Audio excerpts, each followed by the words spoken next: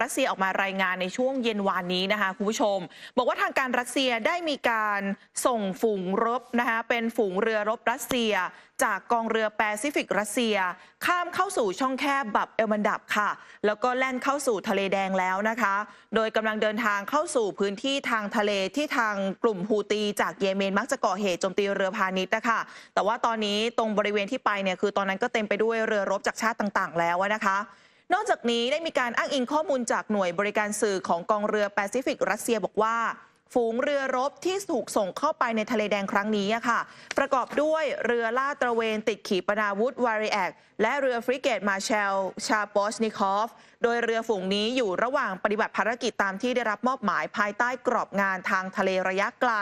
แต่ก็มีข้อมูลอีกมุมหนึ่งจากสำนักข่าวบลูมเบิร์กนะคะที่ออกมารายงานเหมือนกันว่าถึงแม้จะมีการส่งฝูงเรือรบรัสเซียออกไปก็จริงแต่ตอนนี้ยังไม่ทราบถึงจุดหมายปลายทางสุดท้ายของฝูงเรือดังกล่าวแล้วก็ไม่ทราบเหตุผลที่แท้จริงที่รัสเซียต้องส่งเรือไปยังพื้นที่แห่งนี้ด้วยนะคะก็คือเรื่องของเกาหลีใต้นะคะที่ตอนนี้เนี่ยก็มีการเริ่มหาเสียงกันอย่างเป็นทางการแล้วนะคะในช่วงวานนี้โดยที่จะมีการเลือกตั้งกันในเกาหลีใต้ในวันที่10 เมษายนนี้ค่ะโดยที่2 พรรคหลักตอนนี้ขับเคี่ยวกันอย่างดุเดือดนะคะแล้วก็มี1 พรรคใหม่ที่เข้ามาร่วมหาเสียงในครั้งนี้ด้วยโดยที่เมื่อวานนี้นะคะถือว่าเป็นวันแรกของการเปิดฉากหาเสียงอย่างเป็นทางการค่ะแล้วก็จะใช้เวลาเพียงแค่2 สัปดาห์เท่านั้นนะคะเพราะว่าเดี๋ยวจะเลือกตั้งกันในวันที่10 เมษายนนี้มีผู้เชี่ยวชาญออกมาระบุนะคะว่าการเลือกตั้งทั่วไปครั้งนี้ค่ะมีความสำคัญมากสำหรับพรรคพลังประชาชนหรือว่า PPP ของประธานาธิบดียุนซอกยอลและหากพรรคฝ่ายค้านรักษาที่นั่งส่วนใหญ่ในสภาไว้ได้อีกเนี่ยเวลาที่เหลืออีก3 ปีของยุนซอกยอลก่อนจะหมดวาระนั้นนะคะจะทำให้ประธานาธิบดียุนซอกยอลอาจตกอยู่ในสภาพที่เป็นผู้นำเป็ดง่อยคำนี้ก็คือเหมือนว่าฝ่ายค้านถ้าได้เก้าอี้มากกว่าฝ่ายที่เป็นรัฐบาลการบริหารงานมันก็จะยากไม่ว่าตัวของประธานาธิบดีจะวีโต้จะอะไรไปก็ตามแต่สุดท้ายถ้าเกิดว่าฝ่ายค้านมีเสียงมากกว่าเขาก็จะสามารถที่จะลงมติมาแล้วก็โค่นการวีโต้ของประธานาธิบดีได้นะคะ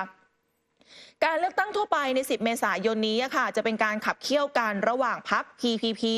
ก็คือของยุนซอกยอลที่เป็นรัฐบาลในตอนนี้รวมถึงเป็นพรรคประชาธิปไตยหรือว่า DP นะคะนี่เป็นพรรคฝ่ายค้านภายใต้การนำของนายอีแชมยองที่เคยพ่ายแพ้การเลือกตั้งในช่วงปี 65 ไปค่ะตอนนั้นเป็นการเลือกตั้งประธานาธิบดีแบบเฉือนกันแค่ 0.73%แต่ว่านายอีเนี่ยมีแผลไม่น้อยนะคะตอนนั้นเพราะกำลังถูกสอบสวนในหลายคดีรวมถึงคดีรับสินบนเกี่ยวข้องกับบริษัทที่ต้องสงสัยโอนเงินผิดกฎหมายให้กับเกาหลีเหนือ$8 ล้านแต่ตัวเขาเองเนี่ยปฏิเสธทุกข้อหาค่ะขณะที่พรรคที่3พรรคนวัตกรรมเกาหลีที่เพิ่งตั้งใหม่ของนายโชกุกอดีตรัฐมนตรียุติธรรมก็มีคะแนนนิยมเพิ่มขึ้นในระยะหลังเหมือนกันถึงแม้ว่าเขาจะอยู่ระหว่างอุทธรณ์โทษจำคุก2 ปี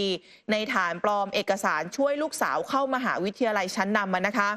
แต่ว่าทางด้านของผู้นำพรรค PPP ของทางประธานาธิบดียูซอกยอลค่ะผู้นำพรรคเนี่ยคือฮันดองฮุนได้ตราหน้าผู้นำ2 พรรคนี้บอกว่าเป็นอาชญากรความหมายคือพรรค DP กับพรรคนวัตกรรมเกาหลีนะคะบอกว่า2 พรรคนี้เป็นอาชญากรพร้อมกับประกาศจะนำทั้งคู่มาลงโทษให้ได้และพยายามชี้บอกว่าเหตุที่รัฐบาลผลักดันนโยบายปฏิรูปต่างๆไม่สำเร็จเนี่ยก็เป็นเพราะฝ่ายค้านคุมเสียงในสภาอยู่ส่วนอีแชมยองผู้นำพรรค DP ค่ะเรียกร้องให้ประชาชนใช้สิทธิ์การเลือกตั้งในวันที่10 เมษายนนี้กันเยอะๆนะคะเพราะว่าเป็นการลงประชามติผลงานย่ำแย่ของประธานาธิบดียูนซอกยอลในช่วง2 ปี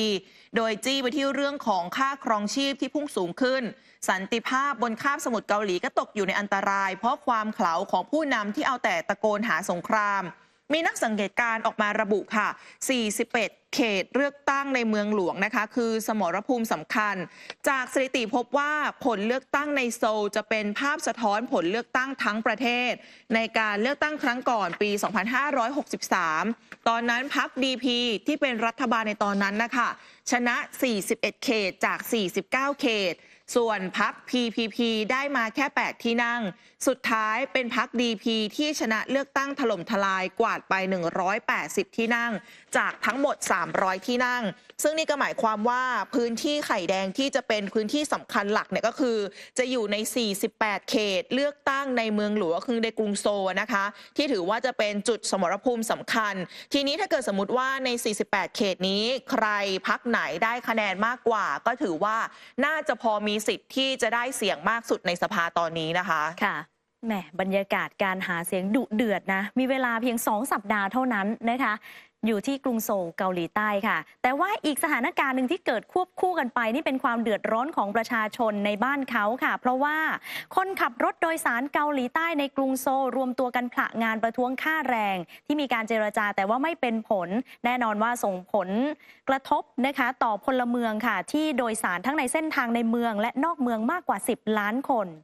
การผละงานประท้วงครั้งใหญ่ของพนักงานขับรถโดยสารของเกาหลีใต้ครั้งนี้นับเป็นการประท้วงครั้งใหญ่แบบเต็มรูปแบบครั้งแรกในรอบ12ปีเพราะตามปกติแล้วจะเป็นการประท้วงหยุดเดินรถเพียงแค่ช่วงเวลาสั้นๆอย่างการประท้วงครั้งล่าสุดใช้เวลาเพียงแค่20นาทีค่ะ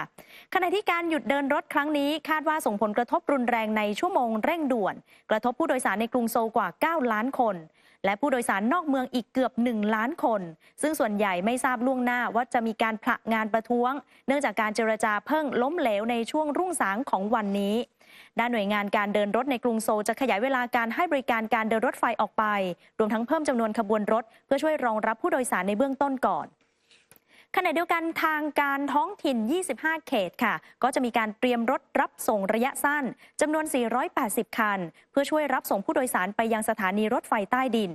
ทั้งนี้การเจรจาระหว่างสหภาพแรงงานรถโดยสารของกรุงโซลซึ่งเป็นตัวแทนของพนักงานขับรถราว 97% ทั่วประเทศกับนายจ้างประสบความล้มเหลวเนื่องจากทางนายจ้างไม่สามารถยอมรับข้อเสนอที่เรียกร้องให้ปรับขึ้นค่าจ้างไปถึง 12.7%โดยการให้บริการรถโดยสารสาธารณะในเกาหลีใต้เป็นระบบกึ่งเอกชนโดยจะมีบริษัทเอกชนเข้ามาบริหารจัดการแต่จะได้รับงบสนับสนุนโดยภาครัฐและอยู่ภายใต้กฎข้อบังคับของภาครัฐเพื่อให้มั่นใจว่าจะให้บริการแก่ประชาชนอย่างทั่วถึงค่ะและทางนายยุนจองจางหัวหน้าแผนงานการให้บริการคมนาคมขนส่งของกรุงโซลยืนยันว่าทางรัฐบาลกำลังเร่งหาทางออกเพื่อให้ทั้งสองฝ่ายบรรลุข้อตกลงร่วมกันโดยเร็วที่สุดขณะที่นายกเทศมนตรีกรุงโซลนายโอเซฮุนวอนขอให้ทั้งสองฝ่ายประนีประนอมกันโดยเร็วเนื่องจากการให้บริการรถโดยสารเปรียบเสมือนขาของประชาชนค่ะทีนี้นะคะคุณผู้ชมสลับไปที่สหรัฐกันบ้างค่ะประเด็นเรื่องของเรือบรรทุกนะคะชนสะพานฟรานซิสก็อตคีย์ในเมืองบัลติมอร์ในรัฐแมริแลนด์ของสหรัฐนะคะทีนี้เนี่ยก่อนหน้านี้ผู้เชี่ยวชาญออกมาตั้งคำถามกันนะคะว่ามันเป็นเรื่องที่ถือว่าค่อนข้างจะผิดปกติว่าเพราะเหตุใดปกติแล้วเนี่ยการที่เรือจะมาชนสะพานแบบนี้มันจะอยู่ในรอบ 40-50 ปีแต่ว่าการที่เรือไปชนสะพานแค่ต่อหม้อเดียวเนี่ยทำไมถึงถล่มลงมาทั้งหมดความแข็งแรงของสะพานอยู่ตรงไหนนอกจากนี้วันนั้นเนี่ยมีผู้ที่ตกลงไปเนี่ย8คนแล้วก็ช่วยขึ้นมาได้2สูญหาย6ใช่ไหมคะแต่คนที่สูญหาย6เนี่ยล่าสุดนี้มีรายงานออกมาว่าทีมนักประดาน้ำสหรัฐพบร่าง2คนงานก่อสร้างแล้วนะคะอยู่ที่ในรถบรรทุกใต้แม่น้ำค่ะมาร่วมสนับสนุนท็อปนิวส์นำเสนอความจริงได้แล้ววันนี้เพียงกดปุ่ม Super Thanks แล้วเลือกจำนวนเงินตามที่ต้องการได้เลยครับขอบคุณครับ